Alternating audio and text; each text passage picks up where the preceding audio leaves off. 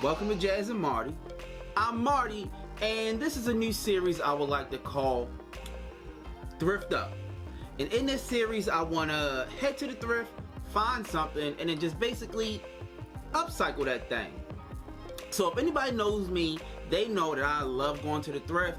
I love finding something because you never really know what type of heat you may find in the thrift. Speaking of heat, this is the heat that we found today in the thrift store. It's this. This is a rideable children's English, do you speak it? Yes. Lamborghini. All right. So basically, this thing has Bluetooth. It can play the radio. It's remote controlled. You can strap your child in, and it looks cool as hell, right? Basically, this thing retails for $200, but we found it in the thrift for $40. 40 smackaroos. All right. So that's one hell of a deal. So basically, you see that this thing is pink. So all I have to do is repaint it, and that's pretty much it. So today is going to be an upcycling and how to paint or how to not paint plastic. All right. So without any further ado, let's get this thing started. But before we do that, you subscribe. I know you subscribed. I know you subscribed, homie. But if you're not, please consider hitting that subscribe button and a little notify bell next to it so you can be notified every time we drop a new video. All right. Without any further ado, let's hop into this thing.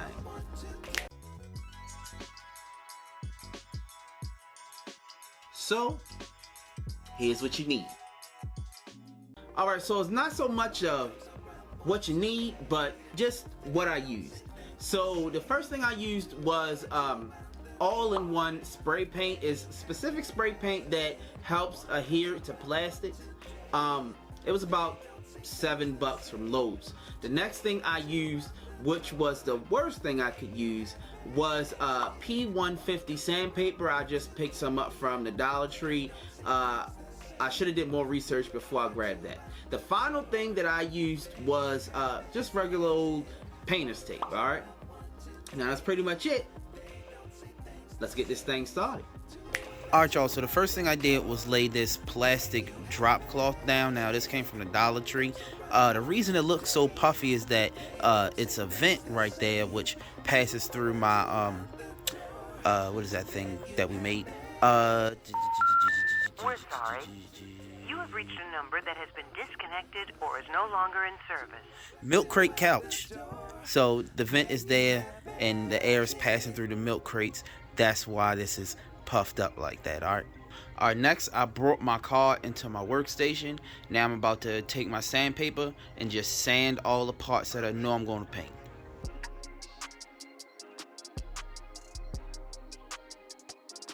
Alright, so here's the mistake that I made. So that P150 sandpaper that I'm using is too harsh for this plastic. It basically scratched the entire surface of the plastic. Now usually you just want to use it lightly to just remove that top coating to help the paint adhere to the plastic better, but this really dug into the plastic, and I didn't realize that until I went to go and spray paint it, and I could clearly see visible scratches on the surface of the car.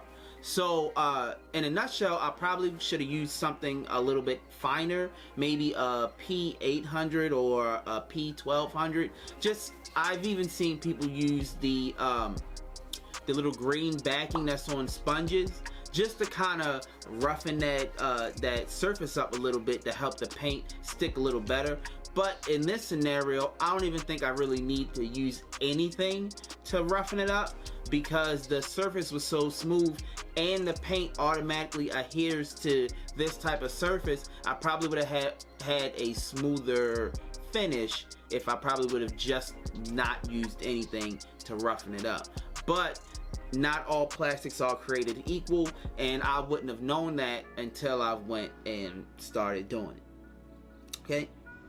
Okay, next you want to tape everything off. Now this was by far the hardest part of this project, is just making a clean line so you won't have any like overspray or blah blah blah blah blah. But if you prepare early, you won't have to worry about mistakes later. Alright, now let's head outside real fast. Alright y'all, so now it's time to hit it with our spray paint.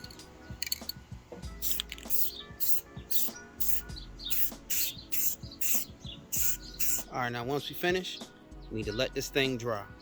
The next day. Alright, now when everything's dry, you can start taking all your tape and all your stuff off of this thing.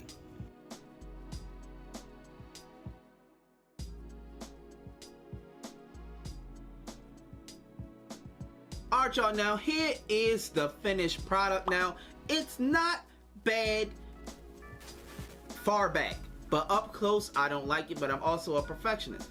But it's not about if I like it. Let's see if my son likes it. What's that? Damn.